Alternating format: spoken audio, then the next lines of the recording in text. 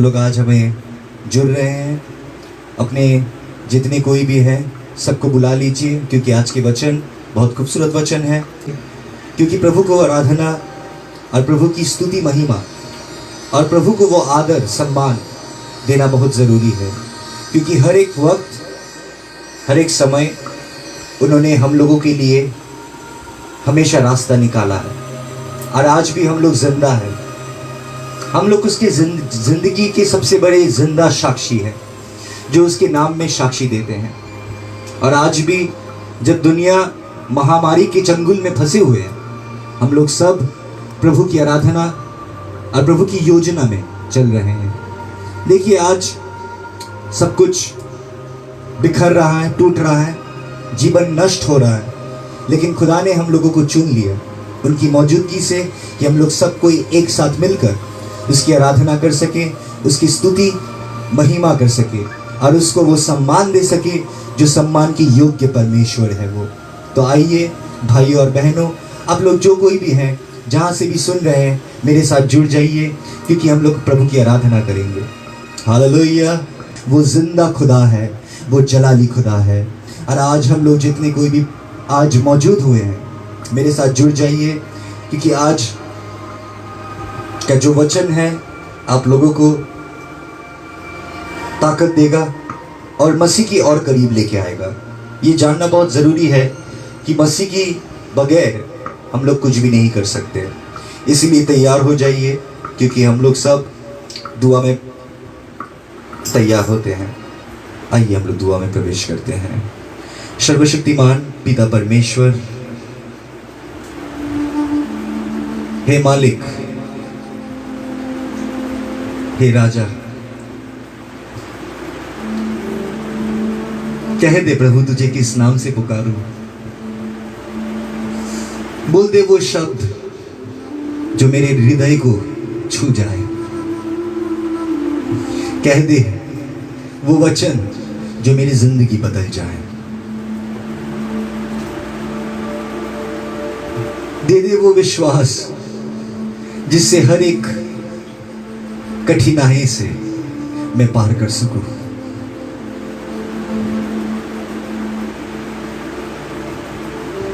बन जा वो साथी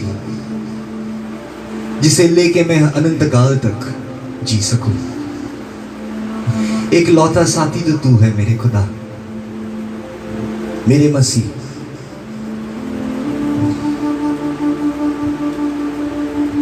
और कोई रहता तो उसके पास जाता, लेकिन तेरे सिवाय तेरे तरह कोई नहीं है मेरे खुदा। इसलिए तुझे छोड़ के कहां जाऊं। तेरे चरणों में मैं आया हूं, हर एक परेशानी, हर एक दुख, हर एक तकलीफ, हर एक लड़ाई लेकर, क्योंकि मैं जानता हूं तेरे नामों में वो सामर्थ है जो एक विश्वासी को हर एक जगह से नजात दे सकता है। इसीलिए तू अपनी आशीष के हाथ उन लोगों के पर रख जो लोग अभी सुनने वाले हैं। तो सुन्नत कर दे वो कान कि वो कानों से वो वचन प्रवेश करे और उन लोग के दिल के पलक में वो लिख जाए। तैयार कर दे वो मंदिर जिसमें तू बस रहा है मेरे खुदा।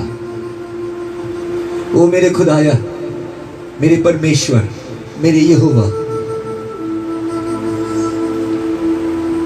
तेरे बगैर हम लोग सिर्फ धूला है, मिट्टी है, लेकिन अगर तू है तो हम लोग सब कुछ है। इसीलिए प्रशांत भाई के लिए तेरे चरणों में मैं रखता हूं। और एक मौका, सिर्फ और एक मौका प्रभु, और एक मौका, और एक मौका तू उसे दे दे जीने के लिए, कि वो फिर से तेरे पास आ सके। जाने से पहले वो तुझे पाकर जा सके, छोड़कर नहीं। इसीलिए और एक मौका तू दे दे प्रशांत भाई को प्रभु। अपने आशीष के हाथ तू रख, और वो हर एक विश्वासी जो सुन रहा है प्रभु, इसी वक्त अपने फोन से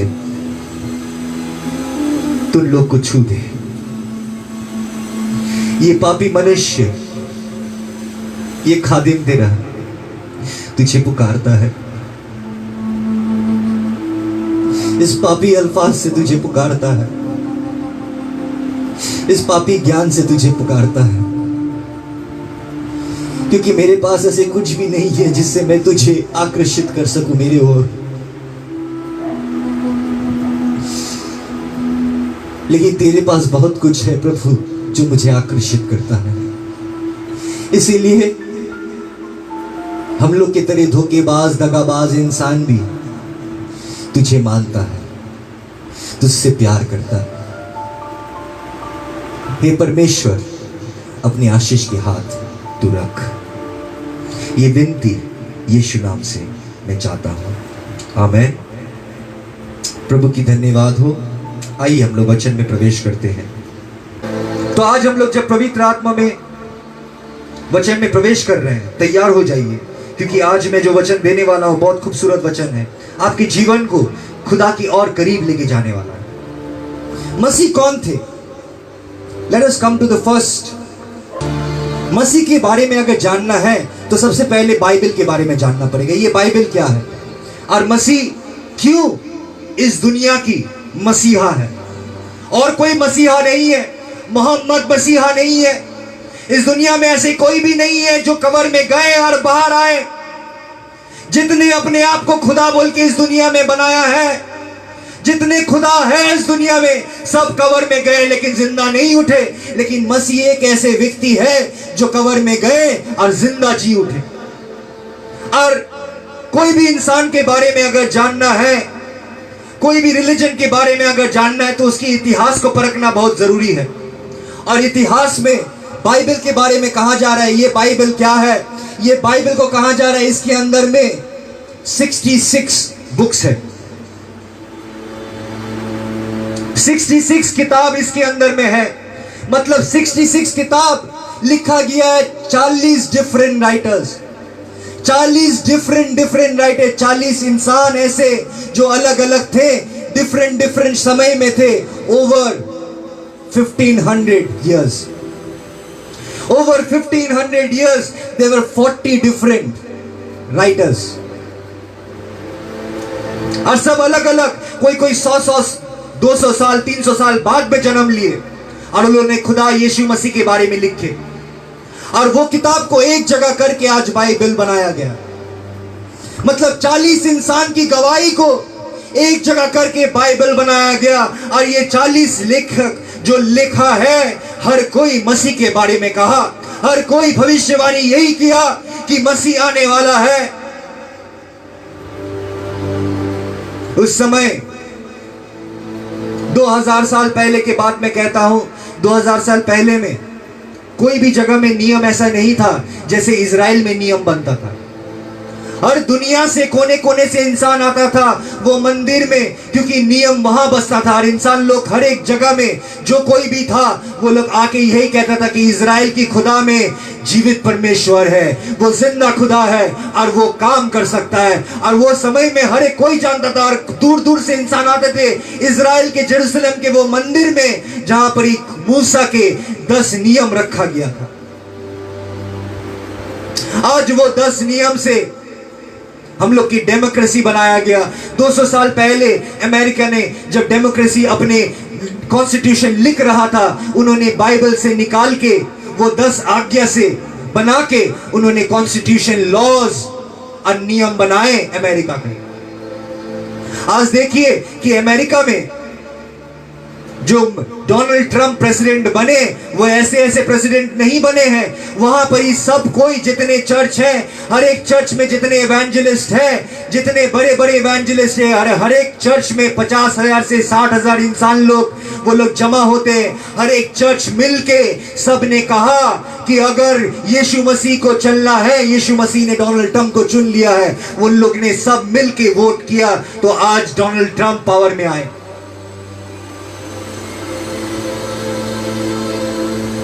तो वो समय जब नियम के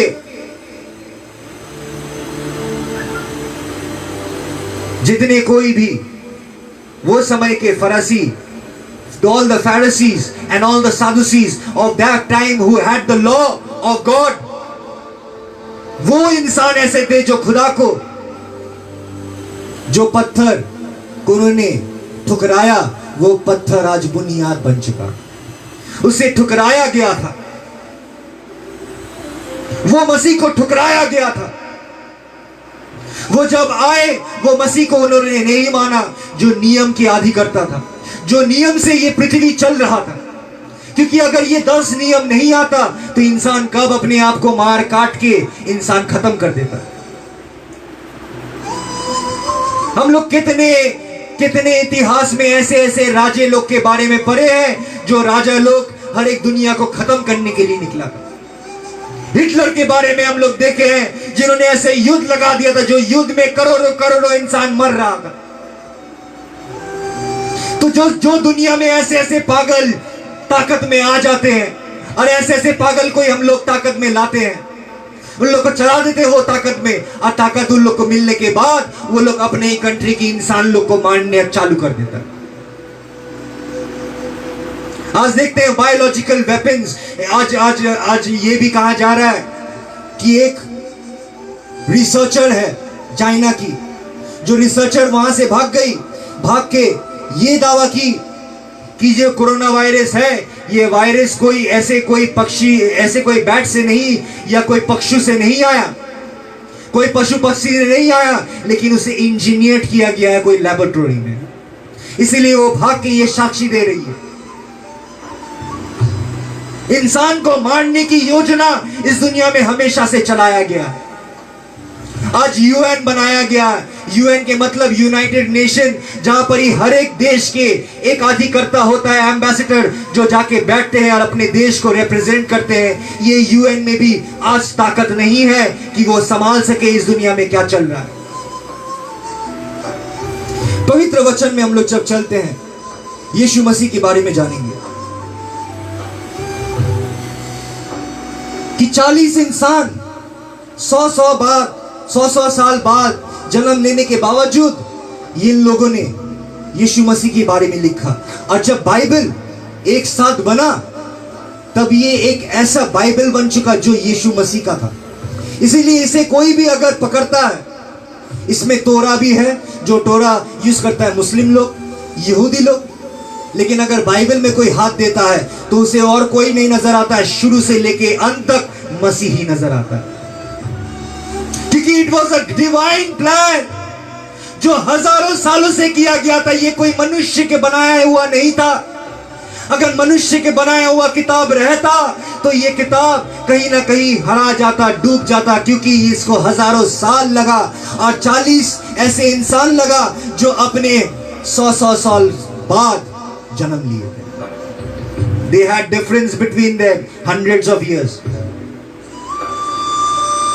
So ये 1500 साल में जिन्होंने लिखा और बन के एक तो ऐसे सुपरनैचुरल बुक बन गया कि कोई भी अगर इसे पढ़ेगा तो ये सोच ही नहीं सकेगा कि ये 40 इंसान लिखा है। देख पढ़ के समझेगा कि ये कोई एक ही लिखा है। इसीलिए जब तिमोथी को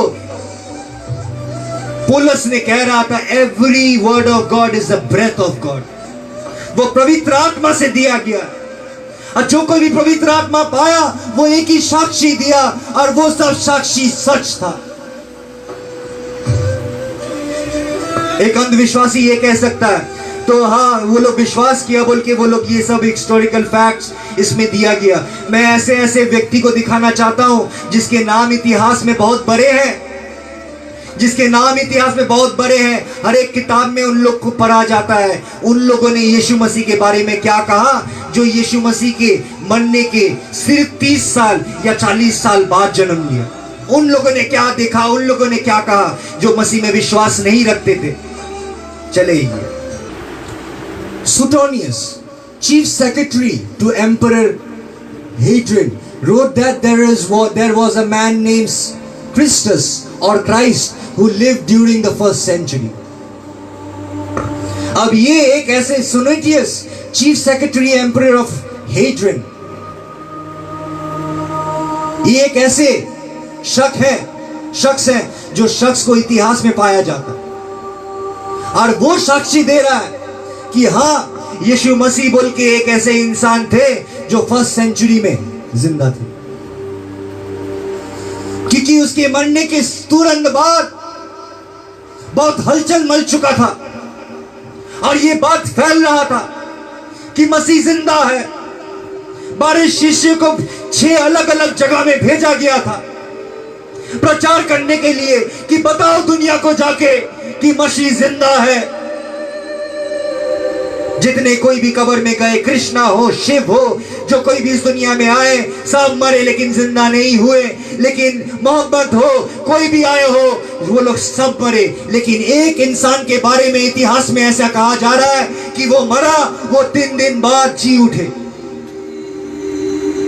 दूसरे इंसान कौन है इतिहास में जो ये बात कह रहा है, जो विश्वासी नहीं है?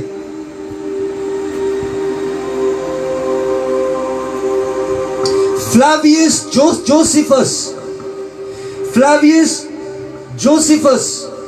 37 to 97 AD वो बचे। 37 AD 33 AD उस समय के जब यीशु मसीह थे तब ये इंसान भी थे और इसके नाम पाया जाता है इतिहास में, फ्लावियस जोसेफस, जो मसीह में विश्वास रखने वाला इंसान नहीं था, लेकिन वो भी साक्षी दे के कह रहा है, at this time there was a wise man called Jesus. Pilate condemned him to be crucified and to die. ये भी था वो समय में जिसके नाम दुनिया में हर एक जगह में कोने में पाया जाता है, जो बुद्धिमान व्यक्ति था उस समय के, जिसके बाद हर एक राजा लोग सुनता था। वो इंसान ये बात कह रहा है कि हाँ, एक इंसान ऐसा था जिसका नाम था यीशु मसीह और वो बहुत ज्ञानी इंसान था और उसे पिलातुस ने क्रूस पर चढ़ाया और वो मर गया।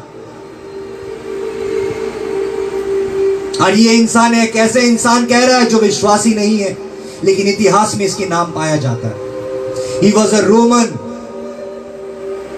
researcher. रोमन लोग का रिसर्चर था जो जिसको राजा ने चुन लिया था वो वक्त। फिर तीसरे में चलते हैं।